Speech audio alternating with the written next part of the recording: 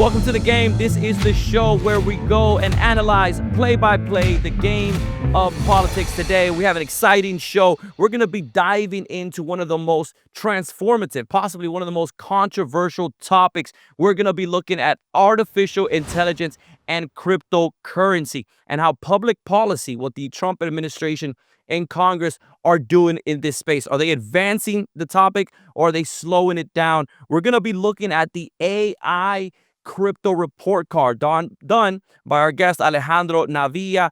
He looks at the Trump administration and what they've done in this space. We're also going to be talking about the battle to the top in AI, what U.S. American companies are doing. But we're also going to be talking about China, the number one rival when it comes to cryptocurrency and when it comes to artificial intelligence. Who is going to make it to the rise of the top? And lastly, we're going to look at a historic week in Washington, the role of Congress when it comes to both of these topics. I want to welcome Alejandro Navia, our guest today. He is the president, the co-founder of Now Media, what it's known as the front page of the digital economy. He's also an investor, an entrepreneur, a driven faith leader. Alejandro, welcome to the show today.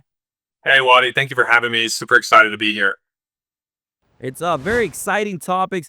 Alejandro, I think really when it comes to artificial intelligence, I mean, when we look at, 2 years ago, ChatGPT, OpenAI, the advances that Meta, Google are making was not part of our life. And now everyone is talking about it. Everyone's talking about the impact of AI in our daily lives. But we're also talking about the future, what it really looks like. And without a doubt, public policy and what the Trump administration is doing is a shift from what the Biden administration has done.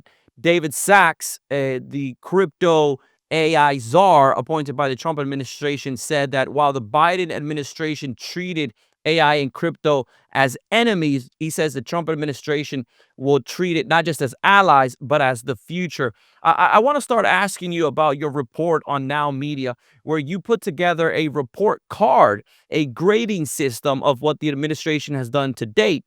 This is partly based on the fact that during the campaign season, Trump did promise that AI and crypto would be a centerpiece of his administration, and he meant that it is the future, and he wants his administration to be the one to pioneer in this space. I want to start by asking you, what are some of the highlights of this report card? What are the key points that you think readers should really know when it comes to what this administration is doing? That's a really powerful question. I think to contextualize the question, it feels important to know that artificial intelligence has been in the works for over 50 years now. 1975, 1976 was when the first computing network started putting together or asking the question about, can computers think for themselves, right? And when you think about the Moore's law of every year compounding progress, the last 2 years have definitely been really an incredible rate of adoption. But these things take 50 years to get to these next 2 years, right? I think OpenAI has been in the marketplace since 2016, and it's taken on different iterations. And what I like to say is that it happens little by little, then all at once, right? There's this one moment that just like it makes things explode, and like OpenAI did it with ChatGPT, and then everybody all of a sudden opened up the floodgates for every other player to make sure that it does it, right? One of the things that I feel that is really important to highlight is that the Trump administration, I want to say, has made promises and promises kept, right? I think it became a front and center policy issue for cryptocurrency and for artificial intelligence to power. And I believe that it's been the most friendly administration when it comes to guidance, regulation, and actually allowing the deregulation of certain markets for these computing powers and for these computing elements to actually progress in a period where innovation is the new war, right? Like the front lines of what we're fighting for is the economic prowess of the US dollar, the dominance of the US dollar with cryptocurrencies. A lot of stable coins is the hot topic right now. A lot of stable coins are denominated under US dollars, but we were one of the nations that were pushing out entrepreneurs and companies because we didn't have frameworks that actually allowed for innovation to prosper. Gary Gensler and the Biden administration really fundamentally waged war against crypto. And I think that was one of the biggest mistakes that America could have done, right? We took 4 or 5 years of progress of a potential brain drain from our communities, and welcoming them back is going to be a challenge because people have invested hundreds of millions, if not billions of dollars into the development of these companies and of these products that now need to start thinking about re, restructuring their companies, moving fundamental people back to the states. What does immigration look like? What does this playbooks against policy and law come forward to? And one of the things that I'm incredibly excited about is that there's been very clear guidelines and processes put in place, not only as to where we're headed, but how we want to get there from the administration. The administration has released 2 reports in the last month. One of them has been the artificial intelligence report of why we need to become dominant player in artificial intelligence. And artificial intelligence doesn't just mean the software behind it. It also means about the energy dominance, nuclear power, infrastructure building, fiber, talent, both from the blue collar level to all the way to the white collars, PhDs to education. And then in cryptocurrency, uh, the administration has put really great guidelines on it and also helped pass a genius bill, the first cryptocurrency law in the United States that allows for stablecoins to actually exist within the framework. So the world of finance as we know it, from a policy standpoint, has now been completely transformed overnight. It took 14, 15 years to get here, but you are now seeing the big banks, the MasterCards, the Visas, the Goldman Sachs, the Blackstones, the Franklin Templeton, now taking a look at these very seriously as the infrastructure plays, not just like the gold, not just the Bitcoin, not just the Ethereum, not just the USDC, but they're looking at the picks and shovels from a perspective of like, hey, this is going to be now the future of finance. We need to play seriously. And it's interesting, just this month, I think it was announced that the administration, in partnership with several of those banks, is looking at possibly passing guidelines that would allow some of these stable coins to be as part of a 401k program. Again, a lot of these sort of rules or these guidelines legitimize these stable coins, and it allows people to sort of have more of a faith behind this process. Because I believe when it comes to AI and we talk about the future, we'll talk down the line about how this will impact jobs. When we talk about cryptocurrency, I think sometimes the lack of knowledge from just the average American in this space is what doesn't build the certainty that many of them have to engage in this space. You talked a little bit about the reports that the administration has done, the difference between them and the Biden administration. What are the gaps that you think still exist? I mean, we're only 8 months in. It's not that they've been able to do everything, solve everything, or innovate in every space. What are the areas where you think the administration needs to be forward looking? Where is it that they need to continue to do work, or maybe that you haven't seen the progress that you would like to see up to this point? That's a very interesting question. I think one of the things that I really first think of is like the administration's not moving fast enough in certain elements of education, of the implementation of distributing information to both Congress, Senate, and other policymakers, from that perspective. But again, government is by design to move slowly. And that's very important, right? To avoid hysteria, to avoid certain flash in the pan situations. And believe that the role of tech here is to not only implement the innovative technology, but also to start educating and creating content so that people really understand what's going on. One of the things I live my life by and why I started Now Media is to really truly help people understand what's going on. Because what people don't understand, they fear. And what they fear, they reject. Right. And so when you can help them understanding their own language, what's happening or what's going on and how it can benefit them directly, then the conversation really starts going here. One of the things that we love about the administration is that it's providing faithfulness. A lot of people look to government to see something as safe or not, right? Whether it's the banks doing it or not doing it. When the government says, "Hey, yes, this is okay to do," a lot of institutions, a lot of capital, a lot of individuals feel a little bit safer because there's certain guidelines that they could feel that there's someone being held accountable. I think the wild west of crypto, as much as it was really fun to be part of, I've been in crypto since 2014. We also needed that element of institutional kind of guidelines so that the everyday American can see themselves as being part of this investment. I believe that 401k investments are actually an incredible door opening to wealth creation for retirement and to retirees. There's going to be new generation that's going to have a whole new vehicle of wealth generation that never existed. Bitcoin is the most successful, most like impactful generator of wealth in the last 10 years. The holder value increased better than gold, better than the stock market. It has outperformed every asset class in the world, essentially.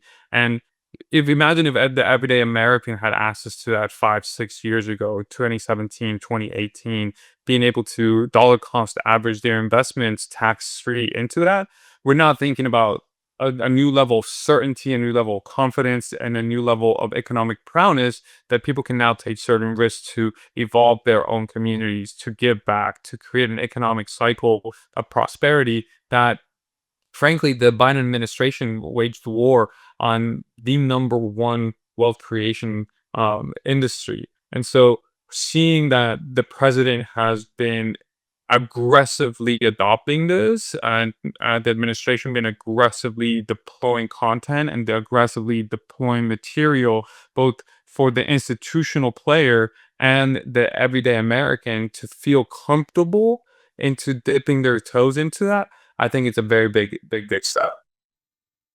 Yeah, I remember Kevin O'Leary, famously known as Mr. Wonderful from Shark Tank, saying that there is a need for government to play a role and to have public policy when it comes both in AI and in cryptocurrency. Kevin O'Leary, as yourself, believers of the free market, I want to ask you, because interesting enough, a famous quote from Ronald Reagan is, the scariest thing that you can hear is someone knocking on your door saying, "Hey, it's the government. I'm here to help." What is that balance? As I think crypto was really started as a decentralized system, and many of the folks who are engaging in these spaces on the AI as well are believers in sort of the free market, in innovation, and allowing entrepreneurs to sort of have that freedom to grow, to innovate, to experiment, to compete. Where's the balance here? Is there anything that the administration is doing that you think maybe might be a step too far, or that you think in the future they should consider maybe not going too far to make sure that, again, that free market spirit continues to allow these folks to innovate both in AI and in crypto? That's a really powerful question around the free market. Uh, from our conversations, Wadi, you know that I'm a free market, like a maximalist, from my perspective. But there needs to be rules and regulations in place so that the small players get protected, right? We're not talking about the big banks. We're not talking about these elements.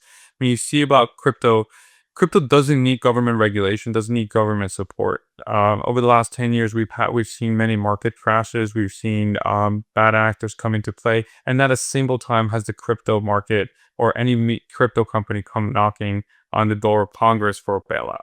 So that's the anti-fragility of crypto, and I think that that's an important element that I believe needs to be protected at all costs. We don't need to create policies that are going to mimic or allow history to rhyme itself, right? I think one of the things that I was kind of upset about when I saw the Genius bill is that it almost laid the foundation. I wrote this in my report card as well. Like it almost laid the foundation for a too big to fail for a company like crypto to become too big to fail and to tap into government taxpayer funded support, where it's not to say that it's clearly outlined in that capacity, but the vagueness of the language can actually invite a company to become that. I believe that Bitcoin in that itself, since it's decentralized, fully decentralized, and there's a cap of 21 million Bitcoin, and the network in itself is going to kind of regulate itself. The fact that there's no Fed, the fact that there isn't Jerome Powell turning on the printer or anything along those lines, it's going to be a healthy element.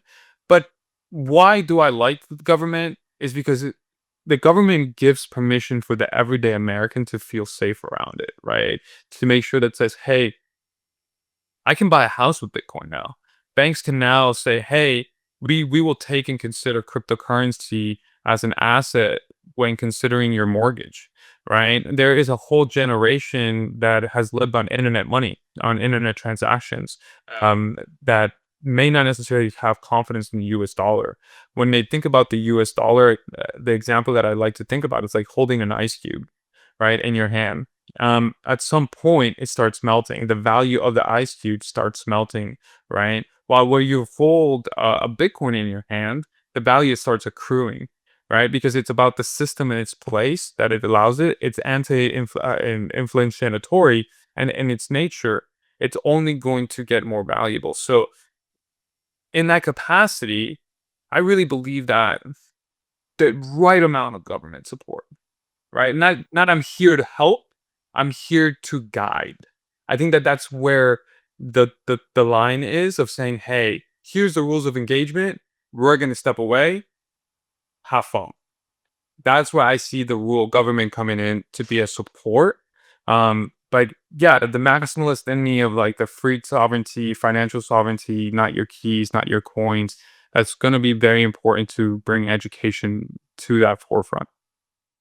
Yeah, I think that's going to be an important part of the conversation because look, we're at a starting point. Again, we're now with an administration that's friendly.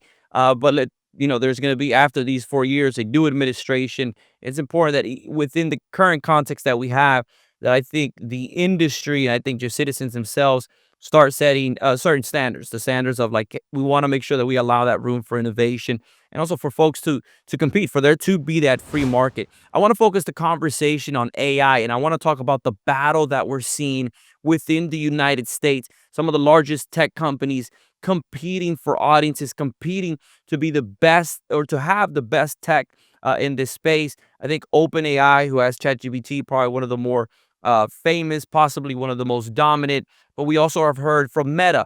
Meta is has large investments in this space. They've been headhunting in this space. There's even been reports of they're offering $100 million contracts for folks to come over. There's Grok, Tesla, famously Elon Musk, immense investments in this space, and it's very integrated into Twitter and other technologies that they have. But let's not forget Google, Navia. There's just a long list of individuals and companies who are competing in this space. So I want to ask you, one, do you believe is there any risk for there to be a bubble in AI, or do you believe that the amount of money being poured into this space, will we see the value in AI within the United States? One of the things I want to highlight here is that every company that you named is an American company, and I think that that's a very important element for American dominance in the marketplace. You know, when you think about these $100 million contracts, $1 billion contracts, this institutional capital that's coming, the venture funds that are coming, the pension funds that are investing in these companies as well. It creates a new fabric of uh, of an economy that's really important. When I feel like this is like 2008 with the internet, like the bubble was there for 2000 2001 when the e-commerce crashed, corrected, but the internet didn't go away, right? I feel that artificial intelligence is that new underlayer for whatever's going to get built on top of it. Yeah, are they going to be companies that are going to crash and burn? That agentic companies or veneer companies or services that are on top of each other? Yeah, that happens all the time in the marketplace. We hear it about apps that raise millions of dollars and then 6 months later they're out, right? Content distribution companies, right? But no one speaks about, is the internet going to get unplugged? Right. So from that perspective, the same thing's happening right now. We're just laying the foundation for the new current, the undercurrent layer that's going to build it. I particularly don't believe we are in an AI bubble. I believe that we are now in the great transition, right? We're going from speaking of the internet to speaking to AI driving the internet. I think there's this concept called the dead internet theory that says that in 65% of users on the internet are actually bots, chatbots, AI agents, things of that nature that are doing commerce in and out of themselves. And so one of the things that we look to when we're covering AI, when we're covering, it's about who are the people, who are the players that are actually building this. Not necessarily what are the outcomes, but what are their philosophies, right? What are the theologies behind these concepts that are actually going to drive pro America, pro free market, pro-human capacities. Personally, I think what um, Sam Altman is doing is it's a double-edged sword. Yeah, I don't trust the man personally. I don't trust Sam Altman's in like ultimate goals. I think he is somebody who has said certain things about UBI and wanting to destroy capitalism and things of that capacity. And when somebody has that level of capital and power and influence, you have to take things very, very intentionally and like very wary. And the pro-human side of me says like, hey, let's see how this plays out. Also, Alejandro, I don't want to get too deep on the question I'm about to ask you, but do you ever think we'll see sort of like an Elon Musk versus Sam Altman when it comes on the political side of stuff? Because I've agreed, I've seen some of his interviews. Sam Altman has talked a lot about universal income and each individual having, that government check coming in.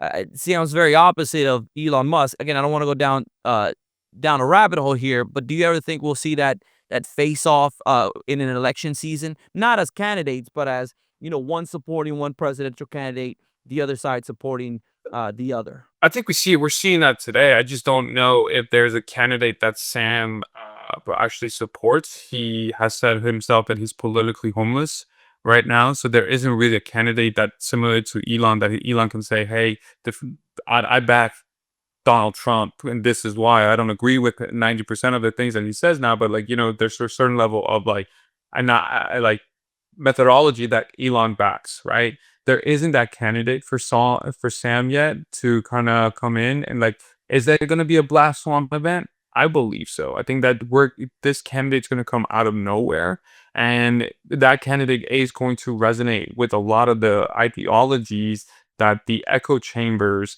of AI are starting to kind of resonate and nurture with themselves. So, um, like anything, it's going to happen. It's just how do we make sure that um, the the voices that represent the values of America that we want to really truly see are going to happen. Look, with every technology, new culture and societal changes happen, right? From the invention of the Industrial Revolution, from the invention of steel, from the invention of the Model T to the military industrial complex, we've always seen new cultural shifts. The thing is that what's really concerning for a lot, I feel, for a lot of economists and a lot of like these academics, is that it's happening so fast that it's never been. They can't plan for things properly because like one day there's one model, the next 3 weeks is another model. There's like it's like sipping from a fire hose, right? Where like weeks feel like days and days feel like hours, right? Like it's just like, what do you mean? What do you mean there's so much information coming out every single day that you really can't catch up? Yeah, you drove a lot of good points there. We talk about a little bit that you don't see that we're in an AI bubble, but we are in a moment of transformation. And then you talked about the speed in which these models are updating, or as we're seeing new versions, and as these technologies are really advancing. I think that brings sometimes a little bit of fear into individuals, fear of what it comes to the job market, right? Every time there's a new technology, there's sort of a wave of jobs that are replaced, taken over, but then there's new jobs that are added. There's an article from the World Economic Forum that talks about that they see a lot of fear that people believe that blue collar jobs will be the first to go, right? That those that maybe have worked in coding, that those people are safe. That seems to be somewhat of a sentiment that some folks have. But the article goes on to say that the reality is that a lot of those blue collar jobs might be a little bit safer. The jobs actually that require where there's a lot of existing data are the ones where it might be a little bit easier to replace because AI can come in. There's an infrastructure of data, there's an access to data that allows them to produce versus there isn't that much data in these other sort of fields. What's your opinion here? Is there or should there be a true fear of job replacement in the near future? Or how do you see this space? What's your message to people who have questions in this area? One of the things that we have to highlight is that when anything new is introduced, there's a little bit of fear of lack of understanding of it, right? And because you don't understand something, there is there's an adoption curve that you have to actually sit down with the information to understand what it actually is. And I feel like the average American doesn't really understand what AI really is, or the capabilities of what it can actually do. Right? There's still very much people who haven't signed in onto ChatGPT. There's people who haven't seen Claude or Gemini or DeepSeek or anything along these lines in this world, right? So we're still pretty much in the cutting edge. What I feel is happening is like this, what I call is the great transition of talent, right? Yeah, jobs are going to evolve. I'm not going to sit here and try to mask it and be like, no, no, no, no, no, no, no. Some of the jobs that exist today are not going to exist tomorrow, but that doesn't mean that new jobs are not going to be birthed or blossom because of it. The example that I give to somebody is this: AI allows somebody who doesn't know how to code, right? But it's about the level of inputs. The AI is only as smart as the inputs that you put in it, right? So if a person knows how to code and knows how to navigate the language of coding, they're at advantage to use AI, right? So what I see AI standing for is not so much artificial, but augmented intelligence. It can take what you know already and augment that to be faster, smarter, more robust in terms of the languages that you have. And I think it's about adapting to those technologies. You know, you probably hear this all the time, but it's not the person that's going to take, it's not AI that's going to take your job. It's the person that uses AI that's going to take your job, right? There still needs to be some input. I personally know people who are incredibly intelligent, who know how to use AI properly, and they themselves become more smarter, more knowledgeable, and wiser. And then there's the people who fall in different camps, right? They're people who are not as smart or as in tune, and give up their free will or their thought processes to AI, and they actually become dumber. One of the things that we have in our community and artificial intelligence, and I actually wrote about this in my personal blog, is that there's this concept of AI one-shotted, right? What it means is that you actually give all your thinking, all your thought processes to AI. So anytime you need to make a decision, you go to ChatGPT.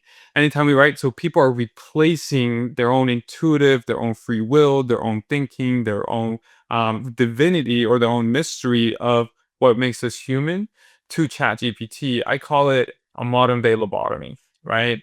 But it doesn't mean that it's going to take away any jobs. It's like, how do we make sure that we educate people so that they can actually be enhanced and augmented, right? It's about making sure that these white collar jobs that quote unquote are going to be replaced are actually enhanced, right? It's about the information that gets inputted into ChatGPT. It's similarly to us, right? If we consume stupid content, brain rot content, you're going to be stupid, you're going to be brain dead, quote unquote, right? But if you consume wisdom and knowledge and you contemplate and you spend time in silence and you ask the right questions, you become smarter, wiser in that capacity. So it's very similar. That's why, like, when people say it's artificial intelligence, I call it more computational intelligence because there's nothing artificial to it. It's more about like, what is the input from the human side so that the computational intelligence can then enhance it. Yeah, very valid point. And, I want to move the conversation now to the race to the top, specifically the battle between the US and China. In my earlier conversation or question, we talked about, and you noted how these are all US companies, but there's a long list, DeepSeek, maybe one of the most famous ones, of companies coming out of China.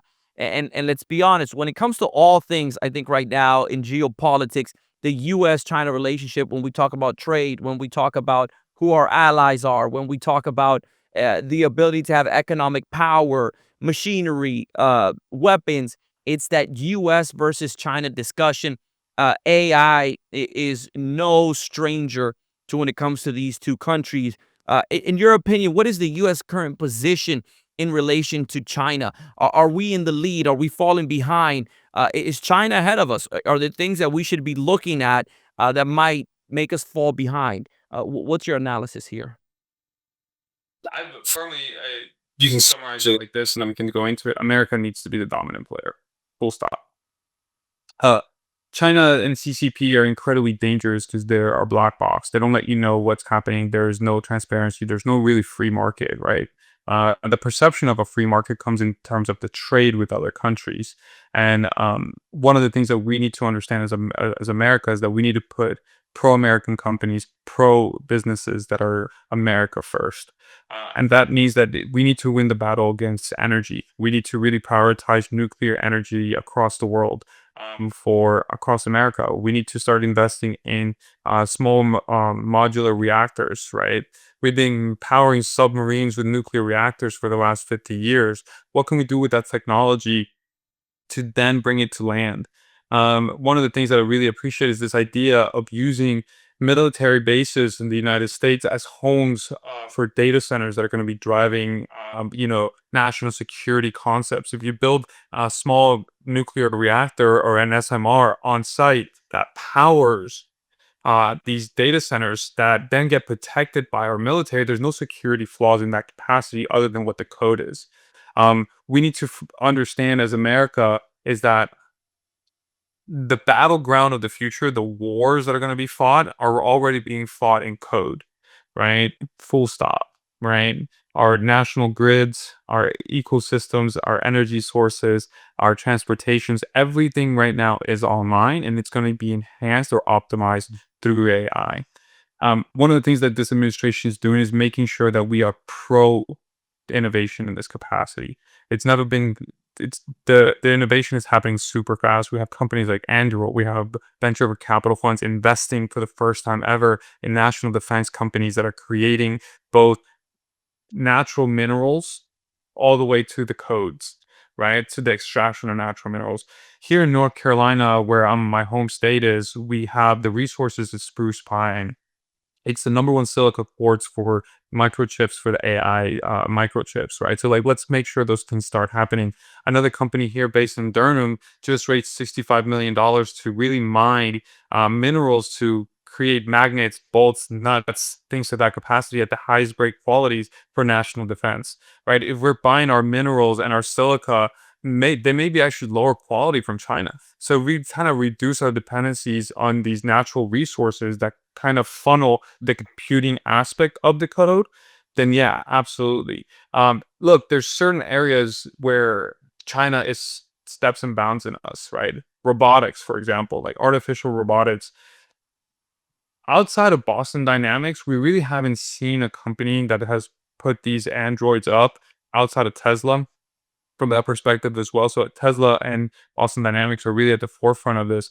But the videos that you see on TikTok or the videos that you see on the internet of these robots happening faster and faster and faster, that's something that needs to be taken care of and be addressed. Like drone warfare is very real, and those drones are a form of artificial intelligence.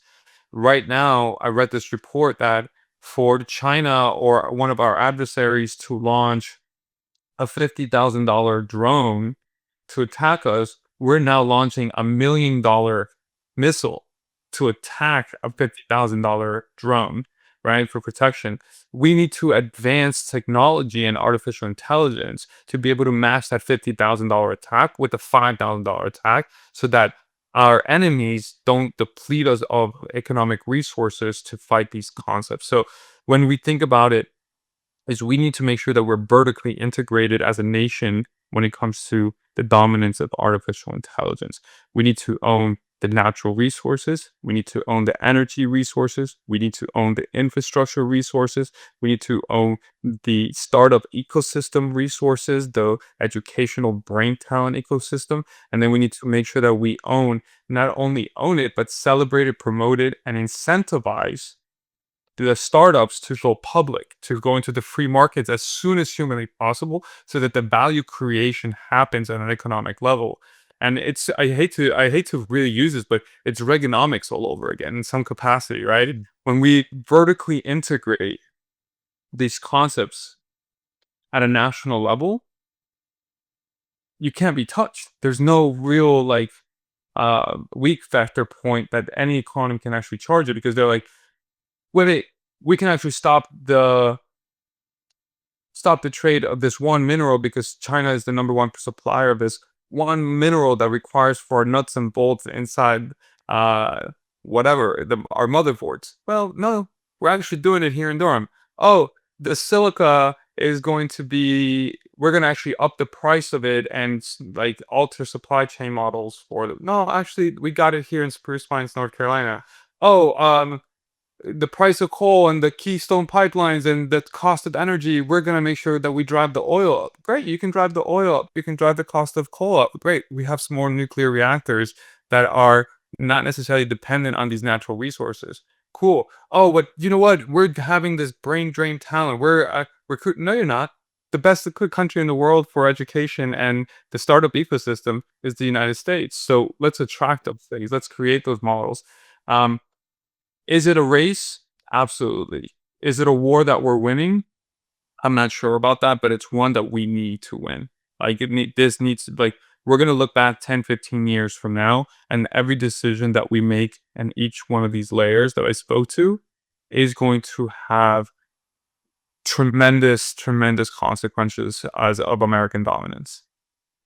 It's something that we hope our lawmakers are following very closely because it's important to understand that China has its own set of rules and its own set of standards. And many times, what we've seen time after time from China is that when they want to get ahead, they're willing to break all the rules of the game in order to make it to the top, in order to be number one, in order to try to dominate the landscape in this place. It's a communist country that many times will allow certain sectors to have a level of capitalism to sort of compete, to innovate, to sort of get to the top, and then they sort of pull back, then they sort of obtain ownership of it.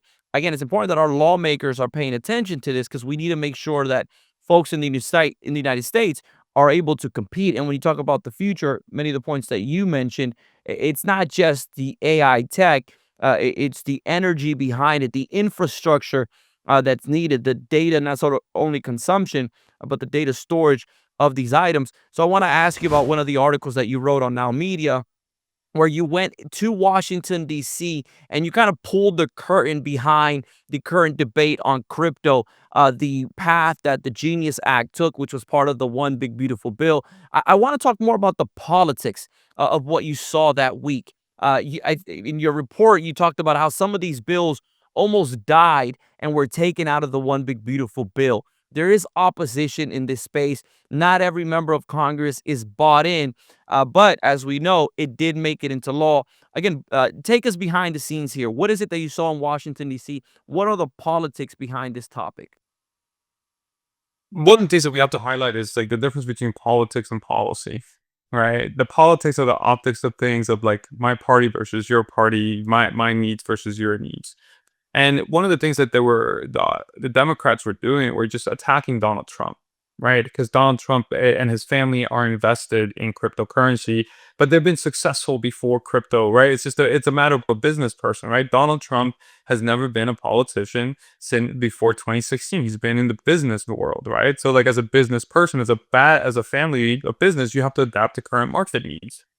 And that was the only argument that they were making on the Democrat side, right? They were saying, hey, Donald Trump's going to enrich himself, but they weren't attacking the policy. The policy is sound, right? Because when you actually came to the final vote, Democrats voted for for the policy, right? So I think when it makes America first policies that actually put the American prosperity forward, it really came down to that. That was really kind of like a political theater that really didn't stand its ground.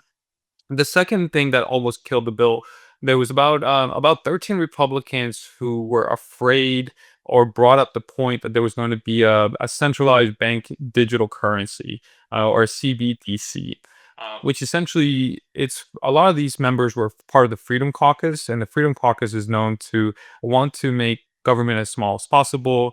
It has very libertarian views, right? Very much about the individual, making sure that there's no role of government in your personal daily lives.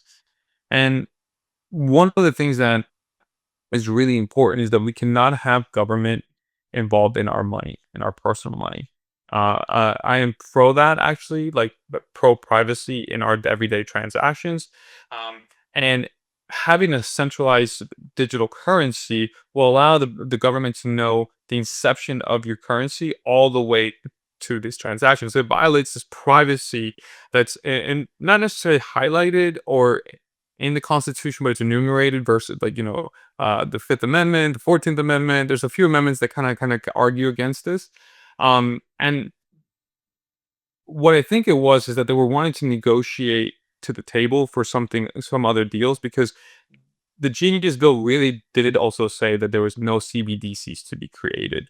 And secondly, there was going to be a second bill that was proposed in the House that passed, which was the anti-CBDC bill, a standalone bill that said we will not create this. So I think it was more of a showmanship to make sure. And I personally liked it, to be honest, because like in crypto, there's a lot of volatility, and I think that that level of tension brought more importance, more eyes and ears to the conversation. Because had that bill passed just like straight through, I think Americans necessarily wouldn't have paid attention to what was happening. And so the fact that there was some form of tension and release brought eyes and ears from the mainstream media, from Twitter, from Instagram, right? We're like, wait a second. Who are these 13 Republicans who are back? And what does this mean? What is this bill going to do? And what does it mean for the everyday American? What is a stable coin, right? You start seeing these conversations that then drive a conversation that are like, wait, a stable coin is actually really good for the Hispanic community. What do you mean a stable? I can send money across borders for pennies on the dollar, and I don't have to send $27 to Western Union every time. Wait a second, I can actually transact faster. So I think what ended up happening is that that tension brought light to this issue and brought more attention to this from a financial standpoint. And from the policy perspective, people started asking the right questions. From the political perspective, you need a little bit of theater, right? And I think that theater was really healthy for this dialogue. And ultimately, you saw the signing of the bill.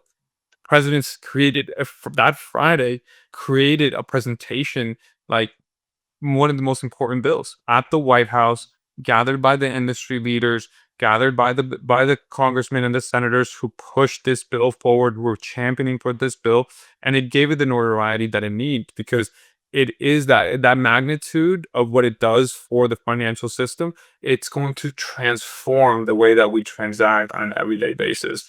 So And it elevated the conversation in the space. A little bit of controversy can do that. And it can be really good because I did see on X the media really started zeroing in on this topic. Again, it really elevated. Before we finalize the show, Alejandro, I quickly want to ask you, in your bio and almost any conversation that anyone hears, you talk and you describe yourself as a faith-driven entrepreneur.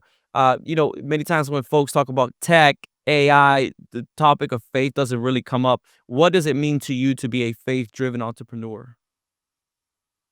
what it means to me is that I'm pro mystery, pro divinity, pro human. And it's important to denote. I take a lot of um, my beliefs or my shapes and my frameworks of how I interact with tech from St. Augustine, right? It's a tool that God has given us. It's a tool that is there for us to enhance or improve our divinity.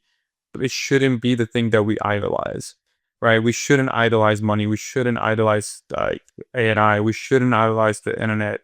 The sins come into it: vanity, power, greed, etc., etc. But if you start using those tools for the betterment, to serve, to be obedient, to actually create value in the ecosystem, that's where I come in. A lot of it comes down to God being my CEO. I know it sounds really fun and really weird, but like I'm a co-founder with God, right? Like my board consists of God, Jesus, the Holy Spirit, the Virgin Mary, Saint Joseph, right? I come in and I actually do a lot of divinity. I pray on a lot of my decisions, right? Before I even enhance or touch a tool, I make sure to set parameters and guidelines of where it gets too dangerous. What is it to be there, right? And so, um, it is an interesting navigation to navigate this, but I always say God gave us the intelligence to create these tools, right? It's a God-given divinity to be able to say, wait, what if we created a computer that thought? That's a divine thought, right? So how do we make sure that these other tools are serving us, not the other way around? Yeah, it's an interesting conversation or point to navigate. One that I think a lot of people can either identify with or have a curiosity to explore that intersection between someone's faith and that they work that they do. With that point, I do want to thank Alejandro for his time, for his insight, for his analysis on this topic. And I want to thank you for tuning in on this episode, on this show. And we want to encourage you to join us here next time on The Game, where we go play by play, analyzing the game of politics.